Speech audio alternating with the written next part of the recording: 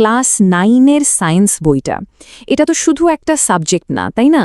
এটা আসলে জ্ঞানের এক বিশাল পৃথিবীর দরজা খুলে দেয়। চলুন আজ আমরা এই বইয়ের পাতাগুলো একটু উল্টে দেখি এর ভেতরের গল্পগুলো ঠিক কিভাবে তৈরি হয়। প্রশ্নটা শুনতে খুব সোজা, তাই না? কিন্তু এর উত্তরটা কিন্তু বেশ জটিল একটা প্রক্রিয়ার সাথে জড়িয়ে আছে। মানে একটা টেক্সটবুক বানানোর পেছনের গল্পটা যতটা সহজ সরল মনে হয়, আসলে কিন্তু ততটা নয়। তো চলুন প্রথমেই একটু বোঝার চেষ্টা করি একজন ছাত্র বা ছাত্রীর শিক্ষা জীবনে ক্লাস 9 কেন এতটা গুরুত্বপূর্ণ একটা বছর। ফিজিক্সওয়ালার এই কথাটা দেখুন, ব্যাপারটা কিন্তু একদম তাই। এই বছরটা শুধু পরীক্ষার নম্বর তোলার জন্য নয়, বরং ভবিষ্যতের জন্য একটা শক্তপোক্ত ফাউন্ডেশন তৈরি করার বছর। মানে শিক্ষাটা কিন্তু শুধু বইয়ের পড়া মুখস্থ করানো নয়, তাদের উদ্দেশ্যটা আরও অনেক বড়। এমন একটা চিন্তার জগৎ তৈরি করা যা ছাত্রছাত্রীদের প্রশ্ন করতে শেখাবে, অ্যানালাইজ করতে শেখাবে, আর চারপাশের পৃথিবীকে একটা নতুন চোখে দেখতে সাহায্য করবে। আর এটা কিন্তু সারা জীবনের একটা স্কিল। আচ্ছা, থিওরি তো অনেক হলো, এবার চলুন একটু প্র্যাকটিক্যাল কথায় আসা যাক।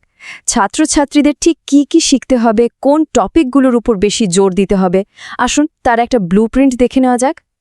সিলেবাসের এই যে মার্কস ডিস্ট্রিবিউশন, এটা দেখলে কিন্তু প্রস্তুতির প্ল্যান করাটা অনেক সোজা হয়ে যায়। দেখুন, তার মানে কোন চ্যাপ্টারে কতটা সময় দিতে হবে সেটার একটা পরিষ্কার আইডিয়া এখান থেকেই পাওয়া যাচ্ছে।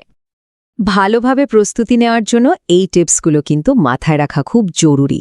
মানে একটা ভালো স্টাডি প্ল্যান আর রেগুলার প্র্যাকটিস, এগুলো শুধু ছাত্রছাত্রীদেরই না, অভিভাবকদেরও পড়াশোনার টেনশনটা অনেক কমিয়ে দেয়।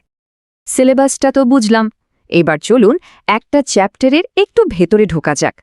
একদম প্রথম অধ্যায়, আমাদের চারপাশের পদার্থ, এর কিছু বেসিক কনসেপ্ট আরও কাছ থেকে দেখে নিই।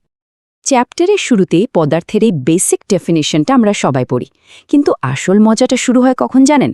যখন আমরা কণাগুলোর ক্যারেক্টারিস্টিক্স জানতে পারি, যে এরা স্থির নয়, এদের মধ্যে গ্যাপ আছে আর এরা একে অপরকে অ্যাট্রাক্ট করে।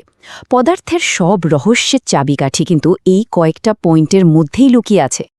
এই যে ছবিটা দেখছেন, পদার্থের অবস্থা পরিবর্তনের এই প্রসেসটা কিন্তু বেশ ইন্টারেস্টিং। মানে সামান্য একটু হিট বা প্রেশার বদলালেই সলিড থেকে লিকুইড বা লিকুইড থেকে গ্লাস, এই যে রূপান্তর, এটা আমাদের চারপাশের দুনিয়ার একটা খুব সাধারণ কিন্তু ভীষণ ইম্পর্টেন্ট ঘটনা। আচ্ছা, একটা প্রশ্ন কিন্তু প্রায় সবার মনেই আসে, বরফ যখন গলে জল হয় তখন থার্মোমিটারের রিডিংটা 0 ডিগ্রিতেই আটকে থাকে কেন? টেম্পারেচার বাড়ে না কেন? এর উত্তরটাই হলো লিন তাপ বা লেটেন্ট হিট।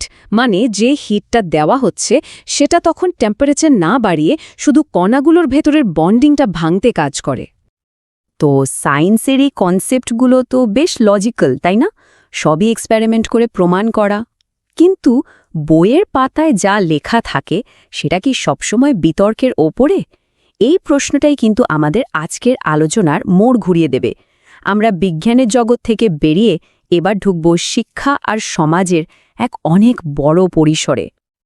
তো এবার আসা যাক সেই সংস্থাটির কথায়, যার নাম NCERT, অর্থাৎ national council of educational research and training.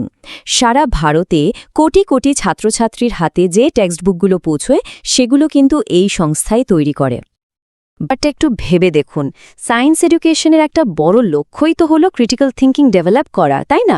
ছাত্রছাত্রীরা যখন এটা বুঝতে পারে যে তাদের হাতের টেক্সটবুকের ফ্যাক্টগুলো পাথরে খোদাই করা নয়, এগুলো বদলাতে পারে, এগুলো নিয়েও বিতর্ক হতে পারে, ঠিক তখনই কিন্তু তারা আসল প্রশ্নটা করতে শেখে। আর সেটাই তো আসল শিক্ষা, তাই না? আমাদের আজকের আলোচনা আমরা এখানেই শেষ করছি, কিন্তু একটা প্রশ্ন রেখে গেলাম। যখন বইয়ের পাতায় লেখা জ্ঞানটাই বদলে যেতে পারে, তখন একজন শিক্ষার্থী হিসেবে শেখার আসল মানেটা ঠিক কী দাঁড়ায়? এটা নিয়ে ভাবার অনেক অবকাশ আছে।